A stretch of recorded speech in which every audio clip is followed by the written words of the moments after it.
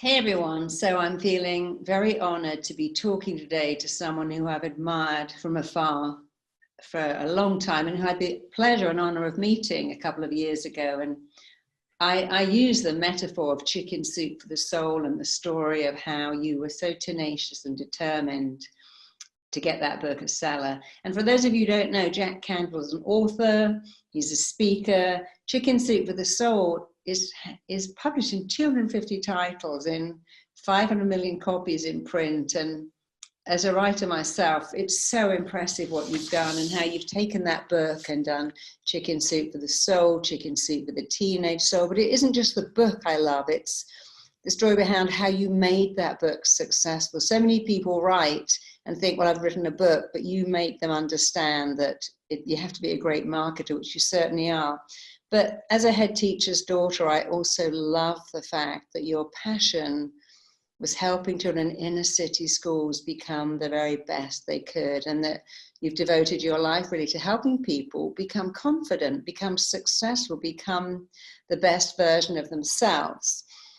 So I'm here to talk about your new book, and we're very excited about the workbook. So your success principles, your 64 success principles, your proven blueprint. Why, after writing such an amazing book and having it sell so well, did you then decide, I'm going to write a workbook to go with this book? What made you do that? What was the philosophy behind having a book and a workbook? Well, the book was successful. It sold several million copies around the world in 27 languages. And I've met a lot of people who say the book transformed their life. But what I noticed was that people that had gone through our coaching programs, people that had taken our live seminars, seemed to actually have more success than those who just had read the book. And so I realized that I wanted to put a coaching program between the covers of a book so that people would do the same activities, the same exercises, the same journal writing, the same thinking that we do when we do our live seminars and our coaching programs, our mastermind groups, that they would be able to experience it, not just read it. I've often kiddingly used the term shelf esteem, where people take a book, they read it, they put it on their shelf, and they've got concepts in their head, but they've never really done the work to apply it so that they get the results they want. So what I did was I took the same exercises, worksheets, etc., that we use in our seminars, and I put them into the book. The book's a standalone book, meaning if you haven't read the other book, it still works. And we have 17 chapters, what I call the 17 core principles that you have to do. They're like the numbers of a combination lock. If you know the numbers to the lock, doesn't matter if you're male or female, young or old, live in LA, live in Paris, live in Uganda, the lock's going to open. The problem is some people are missing numbers. So it doesn't matter how hard you work. If you're missing some of the numbers, the lock's not going to open. Or if you put them in the wrong order, the lock's not going to open. So what we did was we wrote the workbook, found 35 people who'd never heard of me, never read my book, never heard the success principles, and we had them go through the book for several months. And people lost weight, they improved their income, they got out of bad marriages, they improved the marriages they were in, they started asking for more of what they wanted in life, saying no to things they didn't, and it worked. So then we just said, okay, let's release this book. We released it at the end of March. It's sold out 20,000 copies in 2 days on Amazon. They had to go back to the press to print more, and it still continues to sell very well and get 5-star reviews. So that's how we did that and why we did it. I love that word, self-esteem, because I find that too, that people go to a great lecture, go to a great workshop, read a great book, and then put it away, and they don't understand. It's not just reading it, it's putting it into action. You have to apply. And I always say to my clients, look, if you don't write stuff down, if you don't write your goals down, that's not a goal. It's a wish, it's a dream, it's a fantasy. But when you put it on paper, it becomes real and you can return to it. So I know all our audience would love to hear the answer to this question from you. With the situation in the world the way it is today, half of us are saying, well, I'm quite liking my time at home, and the other half are finding it unbearable and are living in a state of fear. But what is the number one thing that you would say that successful people do to allow them to cope with anything? What is, because you're so eminent, you've met everyone, you've been everywhere. In your expert opinion, what is the number one thing successful people do to cope with anything? Well, I have a formula in the book that says E plus R equals O, and that stands for events plus responses equal outcomes. And so we have a coronavirus shutdown. Many people are sequestered at home. Many people have not been able to do the job they used to do. Like for you and me, we might have been running live seminars. Can't do that right now in a ballroom. You know, you can't get people together.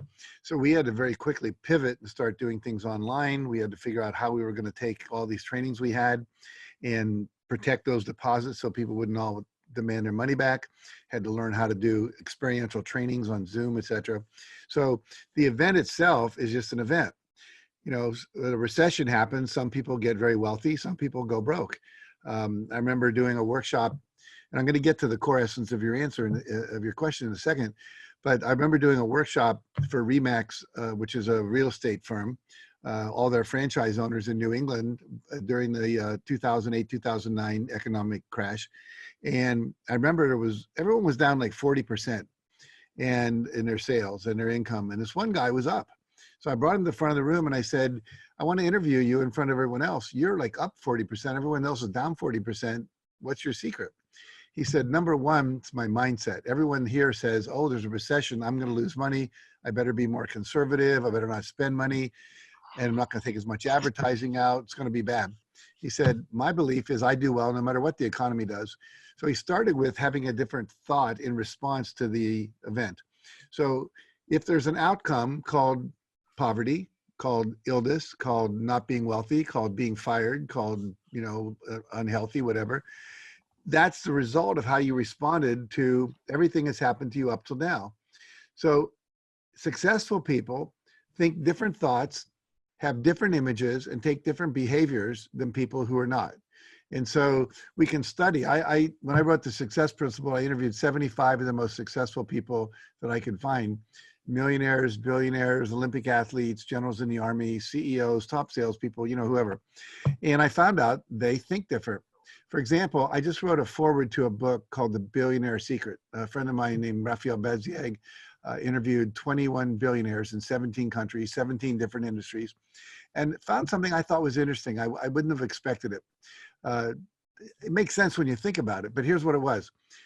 Out of all 21 billionaires, every single one of them, age 35 to 81, they all meditated every day in the morning.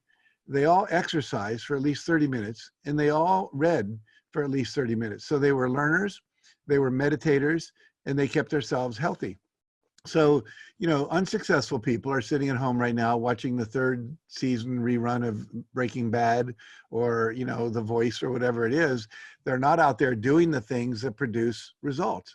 And so when the COVID-19 pandemic hit, we all had to sequester at home, a lot of people went into fear. And fear is using your imagination to create images of the future that are negative. In other words, if there's a snake in your room, you have to go into the future and imagine it biting you in order to be afraid, because it's just in the room. So FEAR, I'm sure you've heard it, fantasized experiences appearing real. And so we have these future events appearing real. And when we respond to them as if they are real, our body can't tell the difference between a visualized event and an imagined event. When I do my seminars, I'll have people stand up. I'll have them close their eyes. Imagine they're standing on a very small terrace on top of the tallest skyscraper in the whole world. Like they're up like, 500 stories or something. And they have to walk to the edge of the terrace, which has no railing at the edge, just like a stage that falls off, and then put their toes against the edge and look down. And everyone reports after that their hands started to sweat, their heartbeat got faster. I could watch people pulling back from the edge. Some people like just open their eyes. Some people refuse to do it because your body can't tell the difference between a real event and an imagined event. So successful people are always imagining a positive future. They're thinking, I can get through this. I know how to survive. I've got the skills, the talents, the network, whatever I need. And so different thoughts, different meaning they make of the event. For example, you've probably heard of Robert Kiyosaki. He wrote the book, Rich Dad, Poor Dad. I just learned that he went and took out a $400 million line of credit to buy distressed properties, as people are going to be selling their properties because they can't pay their mortgage, etc. People are going to lose their apartment buildings that they're renting because they can't pay their mortgages. He's going to scoop them up. So he's sitting there going, hey, this is an opportunity, whereas other people are going, this is a tragedy. Now, granted, he has more money, more access to money than most people. I don't want to make light of people losing their homes. But what I'm saying is it's a different response to the same outcome. And so we only have three controls that we control in life: our thoughts, the images in our mind, and what we say and do, which is our behavior. And so if you study successful people, Tony Robbins has a great quote. He says, success leaves clues. They've written books, they've done TED Talks, they're on podcasts, they're on summits, they're talking like we are now. You've written books, you've done all kinds of things, you left YouTube videos, etc. People can study those to learn how to be more effective. But unfortunately, most people are not taking responsibility for that now. They're scaring themselves by imagining bad stuff. I just read a statistic 2 days ago that 40% of Americans, and I'm sure it's pretty similar around the world, are clinically depressed right now. We know that alcohol consumption is up. We know that marijuana consumption is up. We know people are numbing out rather than basically confronting what they're feeling and then moving beyond it. And we know that domestic violence is up because people are pushed up against each other all day long, that normally maybe, you know, one of them went to work, or now they're at home with two kids and they're both trying to do work on the computer. So it's a very stressful time, but there are skills for learning to deal with stress. There's meditation. I just recently got into the whole world of essential oils. There are all kinds of essential oils that you can put in a diffuser. You can do aromatherapy. You can rub them in your hands and smell them, that make stress go away, that make calm and peace happen. Things like lavender help you sleep better. So as you become educated and you become conscious and responsible for your own experience, then you start learning about these things that you can do so that you can keep yourself in a happy place up in the prefrontal cortex of your brain, as opposed to back in the amygdala, which is where fear lives. You're up in the prefrontal cortex. And one last thing, when you're in your amygdala and you're afraid, your immune system goes down. And here we are at a time where we need our immune system to be stronger than ever. And so we want to be in a state where we're dealing with rational thoughts, which is less than, 1% of the population that gets this dies of coronavirus. That's a fact. And so basically, most of us are not going to die. Most of us have strong immune systems, or we know what to do to increase that immune system with vitamin C and zinc and elderberry and quercetin and things like that. And also, this is where our creativity lives. So we can come up with creative solutions to be able to cope with needing to repivot our professional lives. Yeah, and I have that thought, people saying, oh my God, there's no antidote, there's no virus. I'm like, but there is. It's called your immune system. Your immune system is amazing.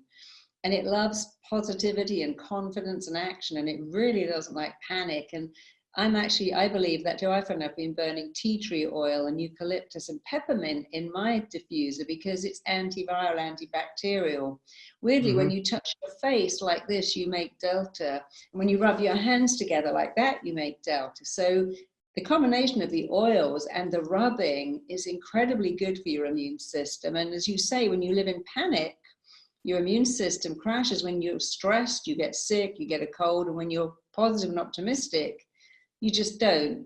You said something a minute ago about mindset, and I've always been intrigued because I lecture on mindset a lot. I go to a huge audience, go, hey, I'm here to talk about mindset. Tell me what it is. And people say, I don't know. I know it's 80% of success. So someone said to you, Jack, you have an incredible mindset. You've got a gift of putting that into your books, which you certainly have. But what is mindset? How would you define mindset? Well, it's a combination of the thoughts you think that then produce the feelings you experience. There are only a couple natural feelings that aren't preceded by a thought, And so basically what happens is we tell ourselves a story, we make a meaning out of an event that then creates a fear or an anger or a sadness or a jealousy or whatever. For example, I'll often use in my seminars the example, I'll ask, how many of you women in the room would feel upset if your husband forgot your birthday? How would you feel? And most of the women say, I'd feel angry, I'd feel dissed, I'd feel disappointed, I'd feel sad, I'd feel unimportant, all these kind of things. And I say, well, what would you have to believe in order to feel that? In other words, you'd have to have a thought about that. You say, well, if he forgot my birthday, it means he doesn't love me. Well, there's an alternative thought. Someone who loves me forgot my birthday. And that creates a different experience, one of concern, perhaps. Why is he so preoccupied? He's overworking, he's not paying attention, whatever. So it's the meaning you make of the event, not the event itself, that determines how you feel. And so basically, we have to learn that we are responsible for the thoughts we think. We have to learn, I think, how to, for me, meditation was so valuable. I spent 10 days in a meditation retreat once watching my thoughts. And the first few or several days were pretty miserable, just watching how I make myself miserable, how I compare myself to others, how I, remember things in a way that don't make me feel good. I think I reviewed every relationship I ever had starting in high school, but the reality is that once you start to see the pattern of your thoughts, you have a choice called I can change those thoughts. And there's so many resources now, books and video programs and trainings you can take that show you what thoughts are productive and what thoughts are negative and what thoughts will get you into trouble and all that kind of stuff. The inner critic, the negative self-talk we have. People think about 50,000 thoughts a day, and some poor graduate student figured out somewhere that more than half of those are negative for most people. And so we can learn through affirmations, through reading positive literature, through listening to positive tapes and tapes, you see how old I am, CDs and MP3 downloads and all of those kind of things, watching TED Talks and YouTube videos. There's so much free information available. And now we have things like tapping where you can tap on your negative beliefs and literally disappear them in, 3 to 5 minutes. So there's no reason. I say that suffering is optional, and that there's so much technology now that we have the skills, if you're willing to learn them and make yourself a lifelong learner, to have the mental capacity, the positive thinking. And I don't mean to be Pollyanna thinking. I mean, you need to be rational. You need to know that there's certain things that are real about the world. I don't walk through walls. I'd break my nose. But the point is that I think that we all have the capacity to take responsibility for what we're exposing ourselves to. If you watch the news every day now, all it is more people died. There's more people getting sick. President Trump did something else kind of crazy. They're arguing in the White House. Nobody's got masks. No one has PPE. And it's if you believe that and you start focusing on that, you're going to feel pretty miserable. So why not spend that same amount of time focusing on reading things that uplift you? Esther Hicks and the whole Abraham phenomenon talks about a better feeling thought. Thoughts create feelings. If you have the thought, there's no men in this town, I'm going to die lonely, you're going to feel bad. If you have the same thought, same town, you could say the perfect man is on his way right now, I'm ready for him. You're going to feel better because you're in a state of positive expectation. Yeah, I spent all my life studying human behavior, and I totally am with you on the way you feel about everything is down to the thoughts you think and the pictures you make in your head. I'm not visual, but you can even forget about the pictures and just go to the thoughts, because the thoughts make pictures. And I've had clients who I used to specialize in fertility go, my husband hasn't got enough sperm. I'm like, but you need one. How many do you need? He hasn't got 500 million. You don't want 500 million babies. You need one sperm. Women who say, you're more likely to get run over by a bus than find a guy when you're 50. I mean, I've written for many magazines, and I can tell you they make all that stuff up because it's a good headline. And, I'm with you. Your thoughts control your feelings control your actions control your events, control your thinking. If you don't like your reality, well, it's shaped by your words, so change them. But you just said something that really made my ears prick up. When thoughts control feelings, but occasionally feelings come first. Can you tell me some of the feelings that come first? Because I know the audience would love to know about that.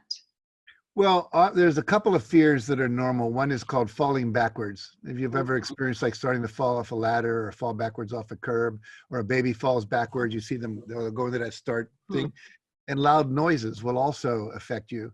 And the other thing that's very interesting about feelings, and why I think some people think feelings precede thoughts, is that we have research now that shows that the data that's coming into your body actually goes to your heart before it goes to your conscious mind. And so you're responding quite often to the effect of the heart, and then the thought comes later. But really, it's the thought you have after you have that that first stimulus that lets you know, because then you can change the thought. I mean, I'm sure you're probably aware of Byron Katie's work, that the idea that it's our thought that something shouldn't be the way it is that actually makes us uncomfortable. It's not the fact that something exists. I mean, I've had to come to grips with the way our governments run right now with our Congress and our president and so forth. And at first I was very upset about all that, as I think a lot of people were. But the reality now is I realize there's nothing I can do about that other than vote differently and maybe do some contribution to the people I think should be in office and so forth. And then I need to let it go. And I've actually come to the level where I can have compassion for Donald Trump and think about what kind of childhood must he have had to be raised the way he's raised. It doesn't mean I don't still sometimes get a little irritated when I read the news. But the point is I let it go because it doesn't serve me to stay in that state. It creates acidic reaction in my body, which leads toward disease because we know we need to be in an alkaline state in order to stay healthy. So for me, it's just constantly monitoring, if I'm not feeling good, if I'm not feeling happy, if I'm not feeling joyful, that doesn't mean every second. Like if I'm cleaning up my cat who missed the cat box or something, I'm not in ecstasy, but at the same time, I love my cat, so I'm willing to do that. But generally, if I'm in a phase where I'm not experiencing joy, then I know I'm off course. I'm doing something that's not aligned with my true purpose. And so when I'm aligned with my purpose, I believe, Marisa, that everyone has a purpose that they were born to fulfill. They've got a set of talents that they've been given. They need to develop those. They have things they're attracted to, like maybe classical music versus rock and roll. They're attracted to cooking as opposed to being a mechanic. They're attracted to athletics things as opposed to musical things, whatever. And if you give yourself permission to follow that and begin to define what is my purpose and what is the vision that will allow me to fulfill that and the goals that will allow me to achieve that, then I think you end up being happy. And if you're not, then you have to look at, am I doing something that's really not aligned with my purpose, that I'm not willing to say no to because of some fear of rejection? Or am I thinking a set of thoughts that are off purpose in terms of being aligned with the essence of who I truly am? So here's what I loved about your book. One of the things that jumped out at me was the deciding what you want exercise. Being a therapist, I found that all my clients all over the world have this fear of rejection. Of course, we're hardwired when we're born to find connection and avoid rejection, because originally that's how we survived. We connected to a tribe, they were like us, and we knew survival was a numbers game. But I've so many people who said, I want to lose weight, but I can't even ask the waiter, oh, I don't want that dressing on the food. No, I don't want the pizza, I just have some of the toppings. I can't ask for what I want in case people don't like me. I'm like, but you don't like yourself. I can't ask someone who I lent them a dress or money, and I can't even ask for it back in case they reject it. Well, they're rejecting you already by not returning it. It doesn't matter if they don't like you. It matters that you like you. But I'd love you to talk to our audience about how to decide what you want and then ask for it. So I loved that exercise, but please share it with me with our audience, because it was so profound. Well, I'll share a couple of things with you. Number one is that you can certainly ask some basic questions, like if a genie came down and said you can have anything in the universe, what would you want? Because then people often will go beyond their rational mind and think about what they truly would desire to have. If I were to give you $1 million and you could do anything you wanted in life, what would you do? It's another question that usually brings up stuff like that. But I'll share something very interesting. I spent the month of February in India. There was a man named Dr. Pankaj Naram, an Ayurvedic doctor, who invited me over there. He said, if you give me 1 month of my clinic, I'll give you 17 extra years of life. I said, that's the best offer I've ever heard. That's a good financial investment. So he taught me something very interesting. If you take your left hand and you pinch the right hand, you put pressure right at the end of your fingertip like this, and then you push like this, press. So here's my finger, I'm gonna put my thumb right there, and then I'm gonna pinch really hard. Okay. And then you hold that, and then you ask yourself with your eyes closed, what do I really want? And if you do that for a minute, everyone always gets an answer. What do I really want? So go ahead, and everyone watching this, go ahead and do that for a few seconds and just notice what comes up for you. What do you really want? What do you truly want? Okay. Did you get an answer? Oh, definitely. What was your answer? Well, I wanted two things. One is I've had two rather intense illnesses, so I want to live a really long, healthy life. And the other is I want my daughter to be really happy and fulfilled. So I think when you're a parent, you always have to have a wish for your offspring. So I had two, but they're very clear. Yeah, very cool. Whenever I do this, the first thing that comes up is I want to be happy. And if I Mm-hmm. stay with it longer, then usually I come up with something like, as I mentioned, I've been involved with this essential oil company, and I had this goal to reach a certain rank in this network marketing company, which I actually reached about an hour ago, which was a big jump. So I'm really thrilled with that. But those were the two things that would come up for me. And so this doctor, he's a guru as well as a doctor. He's a certified MD, and he's also an Ayurvedic doctor trained in ancient tradition. But he said the secret to success in life is knowing what you want, knowing how to get it, and knowing how to enjoy it once you get it. So knowing what you want, knowing how to get it, knowing how to enjoy it. We all know people who don't give themselves permission to know what they want, because then they'd have to go do it. We know people who know what they want, but they don't have the knowledge of how to get it. And then we know people who are very successful in the eyes of the world, but they're not happy because they don't know how to enjoy their time, their wealth, their family, their freedom, whatever it might be. So the other thing he taught me that was really interesting, going way over what I normally share with people here, but this is fun, so we'll do it. If you take your arm and you put your hand, like it's hard to show you this. So I take my hand like this, and so Okay. I got my top finger right up against the bottom of the palm of my hand, like that. And then I roll it over like this. Right Okay. underneath that third finger, if I press right here, and I visualize what I want, and I also, this is what they call a marma point in Indian Ayurvedic. It's like a acupuncture point, but it's different. And so we're pressing there, and then what you do is you would close your eyes and you would imagine in front of your right eye and just a little bit above it, a white picture frame. And so when we visualize, according to this tradition, and I've been doing it now for the last 3 months, and it's really made a huge difference in the amount of abundance that's flowing into my life. What you do is you imagine the thing you wanted. You talked about living a long, healthy life, and also your daughter, the goal you had related to your daughter.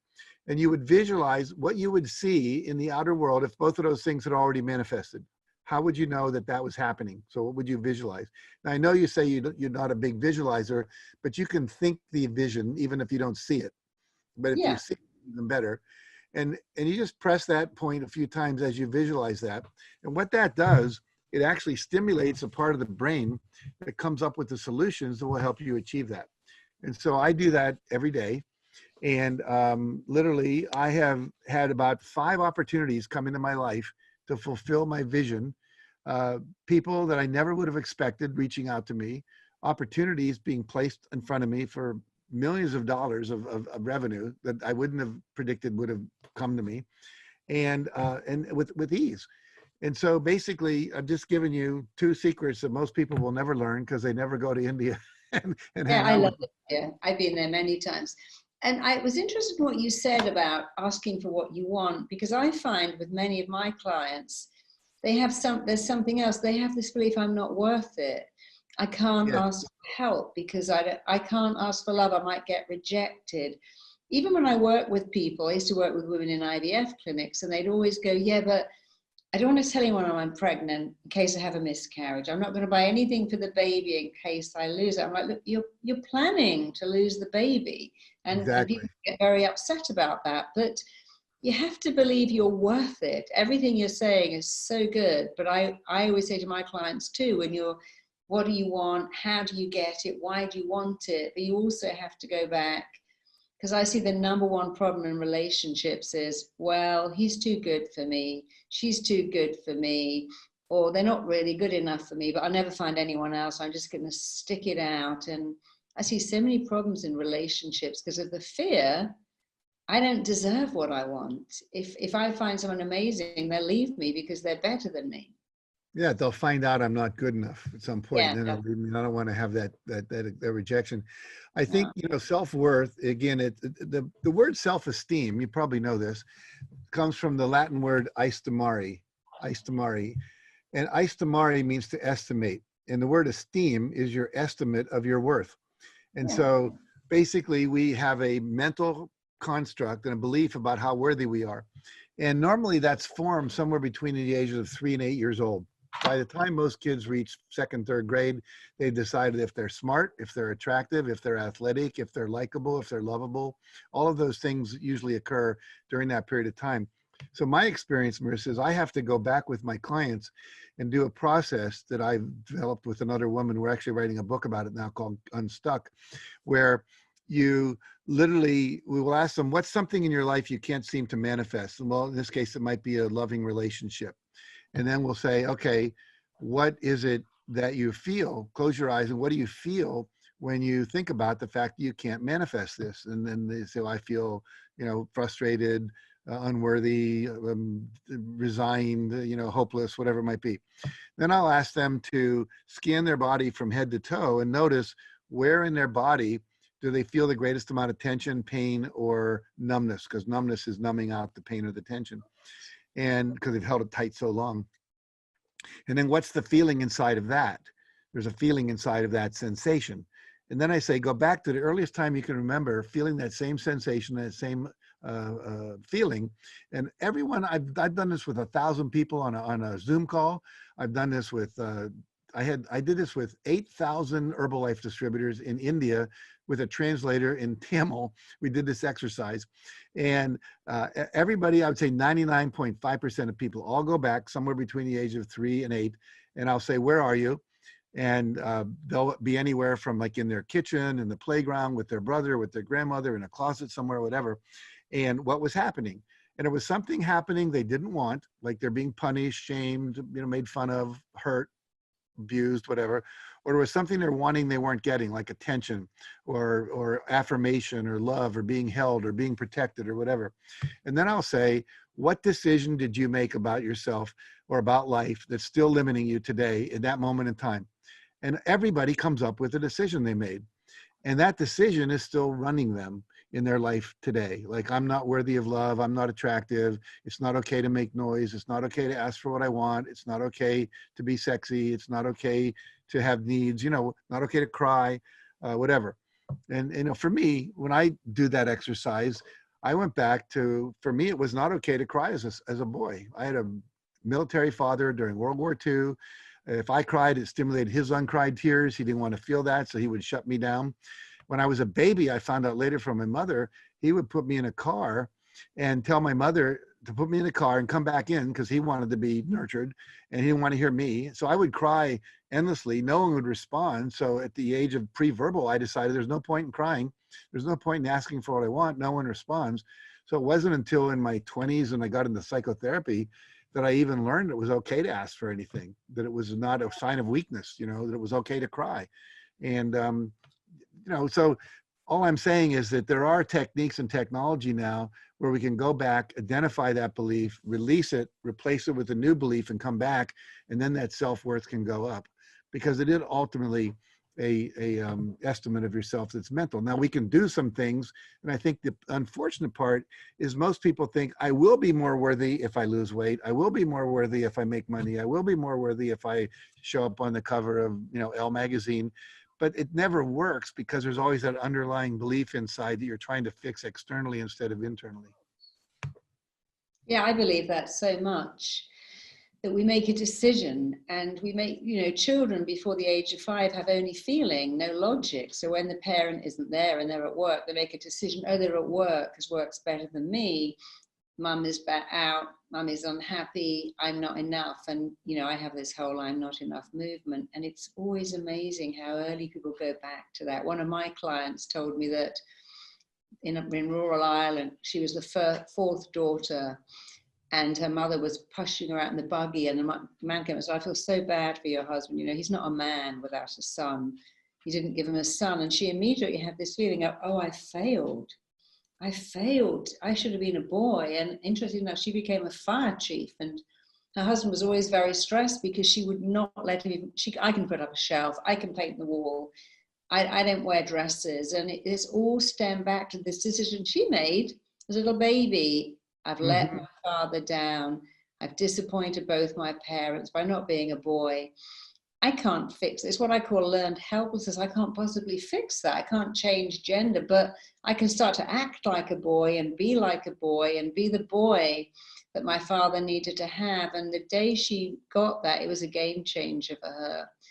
But, we need somebody to show us. We make these decisions so early oh, we didn't have any nice food when I was a kid, so now I binge. We didn't have money when I was a kid, so I still live in a poverty mentality. But then you have to go back and go, but that's not me. That was me Right. at 5. I'm now 45. One of my clients said, I was a premature baby. I was fed with a dropper. My mum would cry hysterically when I brought up the milk because I was going to go back in the incubator. I'm like, yes, but you're 45 years old. You weigh 400 pounds. You're never going to die again from being underweight. You've made people tell their story and they tell it with such conviction that they're still in it. Mm-hmm. So something else I loved you talking about is the one thing that we can do to succeed in changing our story. Now, I would say we tell the movie of our life, but our job is to change it. Stop playing the same movie and changing the ending. You need to change the beginning. Oh, I go out with guys that diminish me just like my dad. Well, don't find a diminishing man and try and turn him into a complimentary man. Find a complimentary man from the beginning. If your dad was a withholder, don't date withholders. Date people who are giving. Stop changing the ending, change the beginning. But I loved your one thing that can give you an amazing future. Would you share that with our audience now? I'm sitting here going, God, I wonder what she's referring to. And one of the things in your book was the one thing that would give you an amazing future, the one thing that would, and of course it's different for everyone, but you were talking about the one thing that would give you an amazing future, that would help you have success in your life. Well, I think, what comes to mind as you mentioned that, and I'm not sure exactly what I was saying when I said that you read it or I put it in a document or something, but the idea being that I think you have to decide what it is you want. You have to then ask yourself, who's already got it? What does it look like when you have it? And then you have to do the work. And I think, part of it for me is visualization. I find that if I start visualizing what I want and start visualizing having it, in this case, the man who's gentle, loving, kind, the person who's going to treat you well, etc., it may bring up discomfort. And it's okay. Allow yourself to be in that discomfort, to go inside, to feel the discomfort, to see what thoughts are behind that, to go back, to go back in time. Like you said, I love what you said. I never heard it said before. Don't change the ending, change the beginning. I really do think that's the core of the work that has to be done. And I think that what happens when you really get that, what happened to you at some level, if you can really heal it, is a gift. I mean, obviously the woman that became a fire chief and won't let her husband support her and is very masculine, not allowing herself to own the feminine side of herself because she's only half there. But she developed a level of strength that most people don't have. So there's a gift in that. So if she can appreciate that, but realize that there's still more to gain, that they doesn't have to be stuck in that. Often we end up resenting people, and that resentment keeps us stuck because whatever you resent and push against, you end up being formed by. There's often have people put up a hand and I'll start pushing on their hand and immediately their hand will go like that. And so we're pushing. And so what you're pushing against, you become, you take the form of it. And so basically, I think it's important that you do what you were saying, and we both teach this about going back to finding out where is that limiting belief coming from and heal that belief. And then really let go of the resentment, forgive the person for what they did, because that person was a victim of their culture, just like she ended up being a victim of their culture. And then look at what can I appreciate? What's the gift? And now I can take that and then build the future I want to build. So and there are a lot of one things. I think surrounding yourself with people that can support and nurture you. I mean, you and I are coaches, we're therapists, we're trainers. My wife used to have this phrase that therapy was too good to be wasted on the mentally ill. The idea is that the walking neurotics, which most of us are, grew up at least that way, need people that have been down the road that can guide us and support us and help us to be more successful and teach us the skills that we didn't learn in school. I mean, none of this stuff we're talking about was taught in school. 10% of Americans graduate from high school never having set a goal. They've not developed any kind of what I call emotional intelligence. They don't know how to manage their own emotional states. They don't know how to get themselves out of anger or create peace and calm in their lives, etc. So I think that another big one thing I would say is to make sure you surround yourself with people, whether it's people you pay or people you just, you join a group of people in a support group, that kind of. My wife belongs to 3 women's groups, and they're all very different. One is all authors and coaches and people like that. Another one has a bunch of different careers, but they're all supporting each other on their emotional journey. And there's another group that all supports each other on their group as parents. Now, our kids are all in their 20s and 40s, but there's still parenting and grandparenting going on. But I think giving yourself the support, thinking you have to do it alone, is a real stretch. A lot of people have that belief that, I have to prove that I can do it by myself. And that's another belief that gets you in trouble. Yeah, doing it by yourself. And I'm never going to ask for help. It's like, well, if you never ask for help, what will you get? They go, nothing. I'm like, yeah, exactly. You got to ask for what you want with a belief that you're worth it. And you have to, one of the things I found so fascinating about the mind was that we are hardwired to run back to what is familiar while running away from what is unfamiliar. And again, I see this with people who say, well, I found this guy, but he was too good for me, or I got this job, but I knew it wouldn't last. I knew they'd find out I was a bit of a fraud. I lost weight, but I knew I'd gain it all back again. And what they're actually saying is, I returned to what was familiar simply because it was familiar. And I ran away from what was unfamiliar. And I go, look, it is a fact that you are wired to go back to what is familiar. But here's another fact. You can make anything you like familiar. I mean, I didn't turn left on a plane until I was nearly 40. But once I did, I thought, I'm never turning right again. When I was growing up, we didn't have central heating. We didn't have an ensuite bathroom. But, working out, eating healthy, taking the sugar out of your coffee, it really is as simple as making it familiar and saying, okay, I'm going to make dating a great person who respects me familiar, while making dating someone who diminishes me unfamiliar. And just that way of coding to yourself, oh, this is a kind of ancestral behavior, but I can stop it. Instead, people go, well, it's just who I am and I can't help it. But I wanted to, in the time we have left, I looked at your 64 principles and I picked 3 that I really thought were fascinating and would help the audience the most. And of course, the number 1, because you're such a man after my own heart, was clean up your messes and your incomplete. So in our last 10 minutes, could you tell our audience why it is so important to clean up your messes and your incompletes? Why do we need to do that? Well, there's two levels of that. One is there's incompletes in your environment, all of the clutter you have, all the things that are broken and not fixed, all the things that are in the garage and your attic and your basement and your trunk of your car that are just taking up space. All the things that are like a crack in the wall that needs fixed, the pictures that never stay straight, the pictures that are not in an album, the clothes that you haven't worn in 20 years and probably never will, that are stuffed in your closets. So all of that stuff takes up psychic energy. Every time you walk past that crack, you either have to notice it and pay attention to it, or what's even worse, we stop noticing it. So our awareness begins to numb out. And we stop noticing the things that are inconvenient, that are uncomfortable. And then we end up in this kind of numbed out state. And the other thing is that if you want to move forward in life, you have to have a clean slate, a clean playing field to play on. I go into most people's offices and look at their desks and look at their floor, and it looks like, a cyclone hit it. And a lot of people live in places like that. Some of these TV shows you see about hoarders where you can't even walk down the hall. I mean, you can't live an expanded life in an environment like that. So one is cleaning up the physical space, but there's also the emotional incompletes, the undelivered resentments and demands and requests, the undelivered gratitude and thank yous that you have in your life. I mean, right now, when you go into a supermarket, there aren't that many people in there because of social distancing. But we've all had that experience of seeing someone in the supermarket that we have some unfinished business with, and we start avoiding the aisles that we think they might be going down so we don't have to confront them and see them. And, we go over to the vegetable side, hoping they'll go over to the bread side and we won't see them before checkout.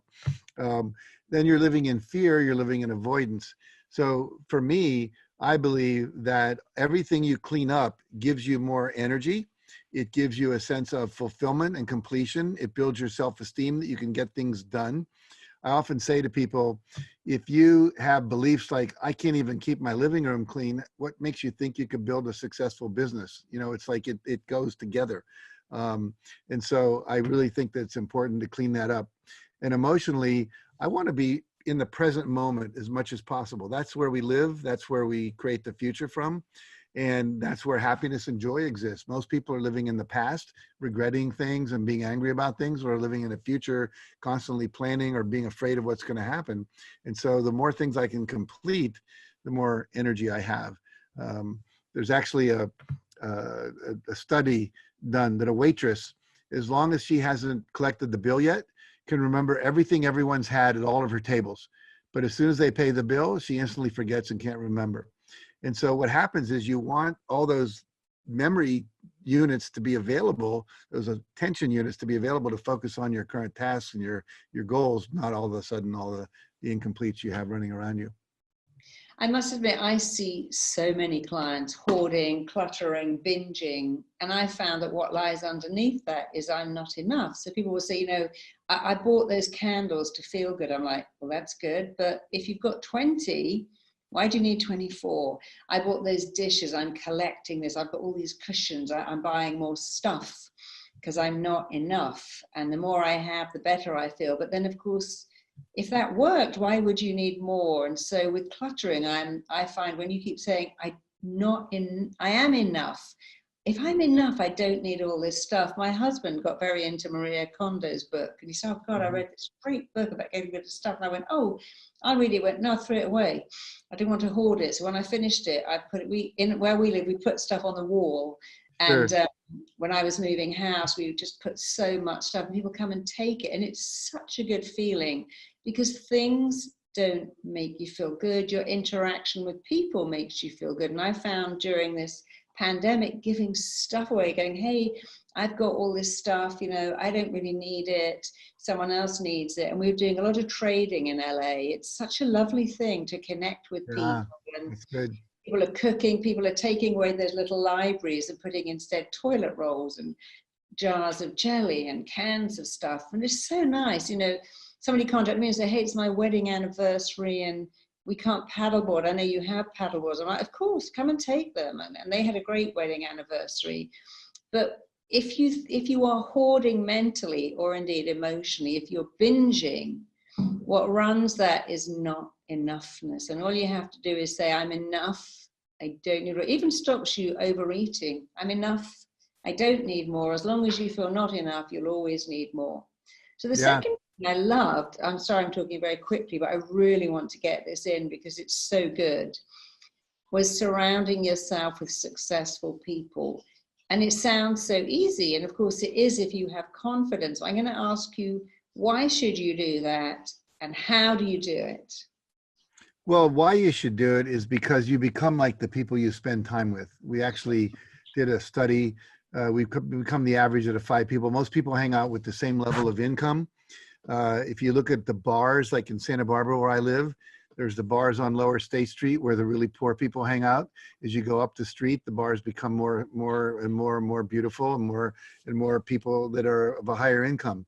And I remember when I was in Hawaii, I would notice the people wearing the polo shirts would all hang out together. The people wearing the Tommy Bahama shirts would all hang out together. The people wearing the t-shirts that said drinking problem, I don't have a drinking problem. I drink, I fall down, I get up again, no problem. They would hang out together, you know? So basically people were finding their tribe based on their level of I'm enoughness again, based on their level of self-esteem, based on their level of success. And so I always tell people you want to at least hang out one level above where you're currently being. If you're making 50,000 a year and you'd like to make 100,000, find some way to get into the space of $100,000 a year people. If you want to be a millionaire, how can you hang out with millionaires? Well, you may not be able to hang out with them every day in real person, but they're on YouTube. They've got books they've written. They have seminars they do. You can belong to the country club. You can fly first class every once in a while, you know, upgrade, use your miles to sit next to someone who maybe is going to have a better income than you.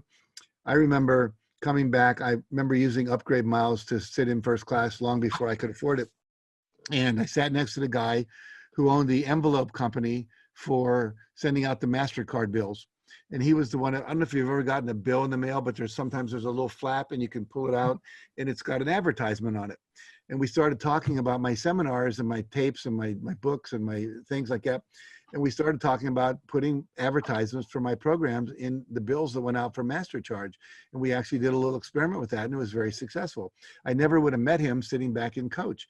Yeah. So, you know, belong to professional associations, become a volunteer. You know, rich people tend to be volunteers. They tend to be on boards of things like the Heart Association. They go to fundraisers. You know, you could literally serve alcohol at a fundraiser, be the bartender there. People talk to you while they're waiting for a drink. You could establish relationships. So we see this in school too. The A students hang out with the A students, the B students hang out with the B students, the C students, and the kids that are into drugs and alcohol and goth and all of that are hanging out together. And so they're vibing at the same level. So you've got to get up a level. So read the things, meet the people, put yourself in that mind space if you can, so that you start thinking like they think. You start being introduced to their networks, the church you belong to. If you go to church, the social clubs you go to. Is the church you go to raise you up and make you feel great, or does it make you feel guilty and bring you down? Yeah. So basically, it's really important to surround yourself with people who've already done what you want to do, because it will rub off on you.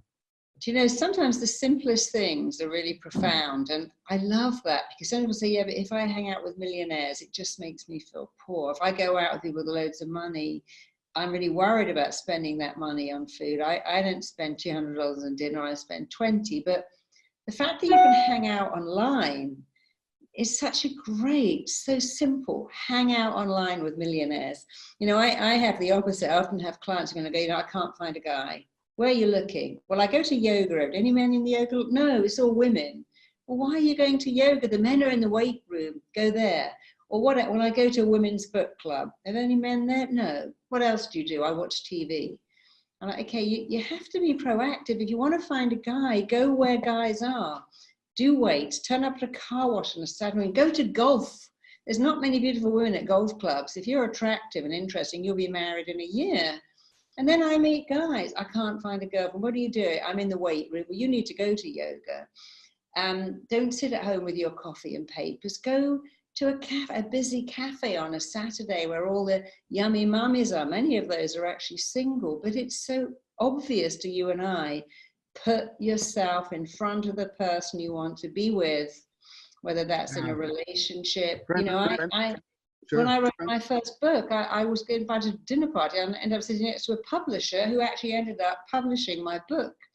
But there's no such thing as a stroke of luck or a coincidence. I was committed to writing, and the universe put right in my path a publisher.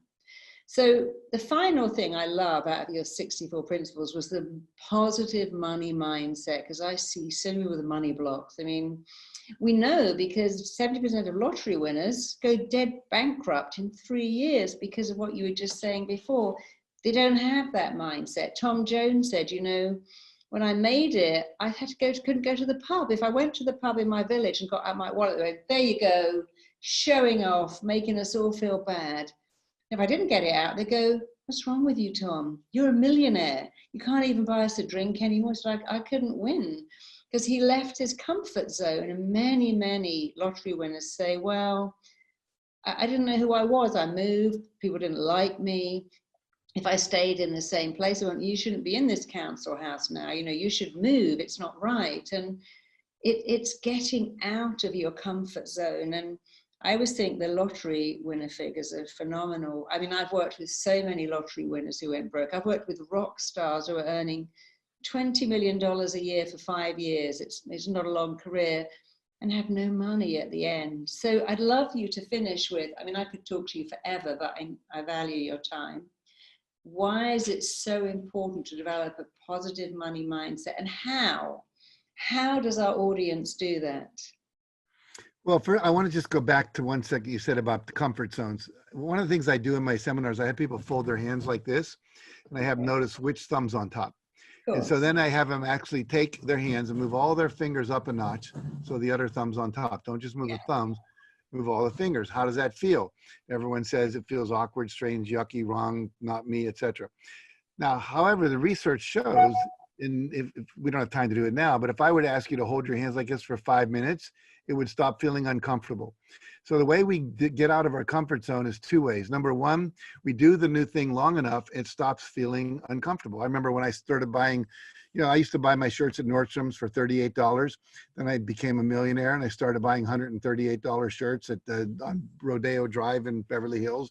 And I was really uncomfortable going into those stores. I felt like I was out of place. It's like the imposter syndrome. They're going to find out I'm not really this person.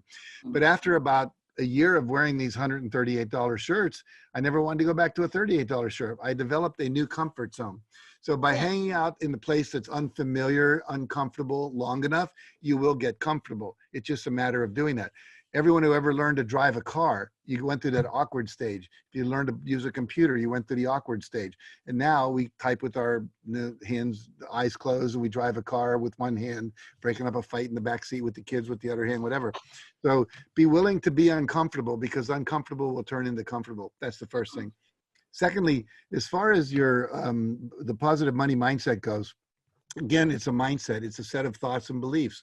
And so those thoughts and beliefs were inculcated either by your parents, by the culture. You know, money's evil, easier for a camel to go through the eye of a needle than a rich man to get into heaven.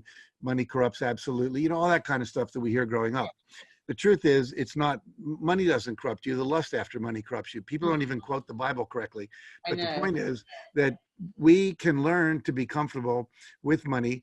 And what I would encourage you to do is to start examining your thoughts. You do that when you work with people. You've quoted lots of negative thoughts that people bring up.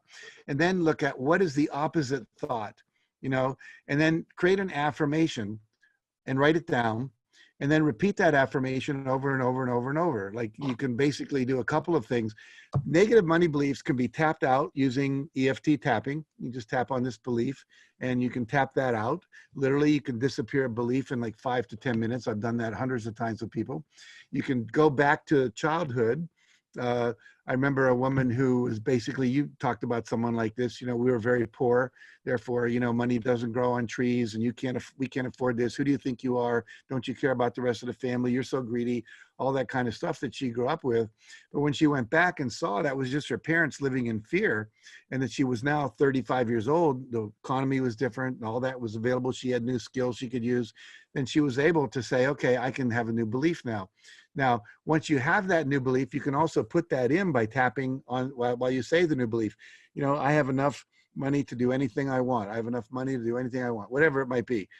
And you get comfortable with that belief. You can have it on a card. In my wallet, which I don't have because I haven't used my wallet in 2 months because I've only left my house once. So I don't have it on my personal at home. But where my driver's license shows, I have a affirmation for my goal. So every time I take my wallet out to use a credit card, I see this affirmation for my goal. Another thing that my mentor, W. Clement Stone, taught me, he was a good friend of Napoleon Hill, who wrote Think and Grow Rich, is always carry $100 bill. Now, when I learned that, I was not making that much money. I was probably making $18,000 a year as a school teacher in Chicago. And to carry $100 bill around was like, you know, that was a big chunk of money. And he said, every time you pull out your money, you're going to see a $100 bill and you're going to go, wow, I'm rich.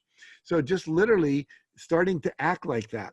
Another thing that people think they have to do, they think they have to be rich to be generous.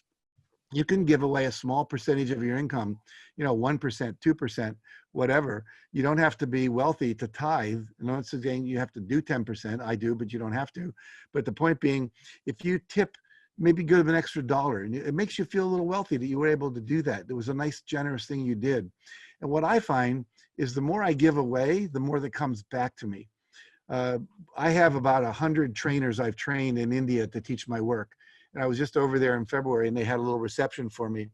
And one of the guys who is in charge of all these people over there said to me, he's now requiring everyone there to do 2 free days of training a month for the homeless, for women's shelters, for sex trafficking shelters, for people in prison, for schools, etc. And he said, every one of the people who's actually doing it, their income's going up. They're actually charting this. The more people give away free time, a couple times, you don't want to only be codependent, give away all your time. That's also a problem. But if you give away a couple days a month to charity, to philanthropy, to, you know, a nonprofit organization, whatever, what happens is it comes back multiplied. And so this sense that I have, in order to give something, I have to believe I have enough. And so it goes back to your I'm not enough idea. There's not enough time, not enough money, whatever. The truth is we all have the same amount of seconds and minutes every day, and there's enough money. I love the quote from the Mahesh what the hell was he called? Maharishi Yogi. And he was going to buy this school. It was a university, it was for sale in Iowa, and they've turned it into their training center now. And his students said, but Maharishi, where's the money going to come from? And he said, from wherever it is now. Yeah. I love it, you know. My So, grand used to say, if you wait until you can afford to have a child, you'll never have a child. And we have the same thing. We have 4,000 people I've trained, and a lot of them do 2 free sessions a month or even a week with people who can't afford it, especially disadvantaged kids. And of course, you're going into abundance, not scarcity. You have to go into an abundance mindset. If I give, right. I get back. The more I give, the more I get back, the more I have to give. So, I can't afford to tip, and holding on to the money too tightly is living in scarcity. And having a wealthy mindset is a lot to do with having wealth. There's so many people I know started from nothing, always had wealth. I mean, I was a single parent in a lot of debt, but my little girl would go, Mummy, are we rich? I go, darling, we're rich beyond our wildest dreams. We are so wealthy, we're so abundant. I used to take her to feed homeless people, because when we came home, we'd walk in the front, oh my God, we've got a fire, we've got heating, we've got a bed, and we felt like billionaires by going and helping people who lived on the street. And because I always told her we're wealthy, never said we have money, I said we're wealthy, we're rich, we're abundant. She and I both became incredibly wealthy in our own careers, but you have to have a wealth mindset even without the money. You've got to start acting like you have it. Same thing if you want love, you have to keep saying, I'm so lovable, I'm magnetically lovable. You can't go, I'm not lovable, but I'm going to try and find love. So I've loved talking to you. I found it fascinating. And I'd love to end. I mean, I'd love it to go on, but I know you have to stop. I'd love for you to give me, if you could only have 3 affirmations that you would say to people, these would change your life because they changed mine, what would they be? I am enough and I have enough to do anything I want is one that I use in my life. I had one that I am and I express God's unconditional love to everyone I meet.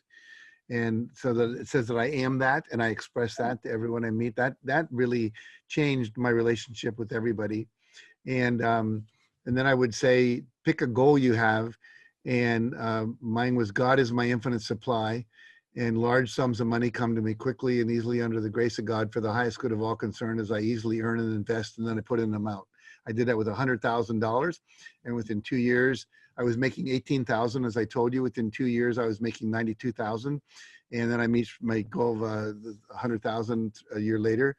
And then I had a goal to do 1 million. And if I were running a seminar, I'd show you my check written to me for $1,135,000 from Health Communications for our first Chicken Soup for the Soul book. And so, the affirmations I use are dependent on what I'm working on at that time. Of course. Right. And then I would just, since we were talking about, I just want to hold this up so people can see it. It's called Of course. the Success Principles Workbook. And it's not a big, thick book. It's thin. You work through it. I was going to call this book, Don't Read This Book, Do This Book. That's what people would see. Don't read this book. And they go, what is that? But my publisher talked me out of it.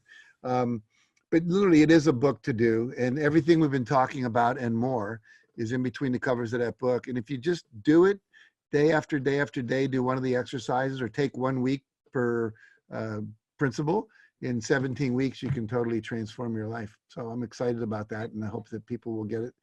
And not that I need another dollar. I don't. But I love. You need to help people more. You do this because you're Exactly. a helper and you help people. And of course, if you give stuff away, it isn't valued. I love this Russian proverb that says, a man who doesn't read is no better than one who can't read. And I thought that's very profound because it's so true.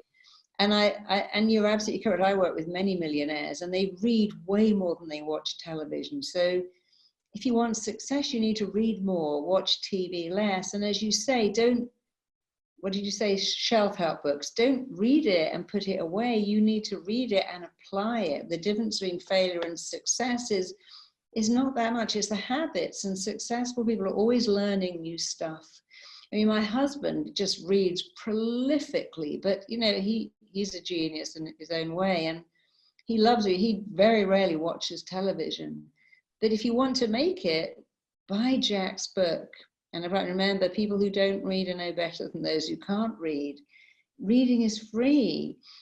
Go onto YouTube, watch all these great talks. We're so lucky that we're in a country, even in the, I don't even like the word lockdown, I like the word safe at home. There are universities giving away courses. There's so much, and we also haven't got enough time. Well, now you have time.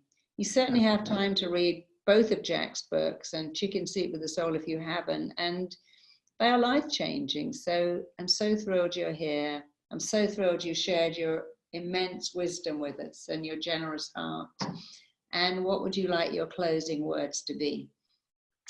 Just that you're never given a dream without the ability to make it come true. You might have to learn something new. You might have to partner up with someone. You might have to get some training, might have to get a new certification of some kind.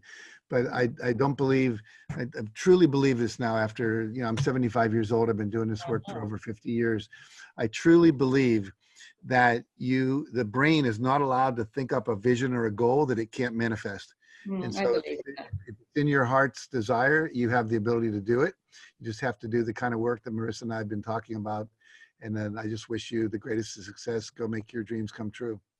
Thank you. And give my love to your lovely wife, because I know she's a great philanthropist as well. So Yes, she is. I will tell her hello for you. Yeah, I loved your story about her and what she was doing in the prison system. That was deeply moving.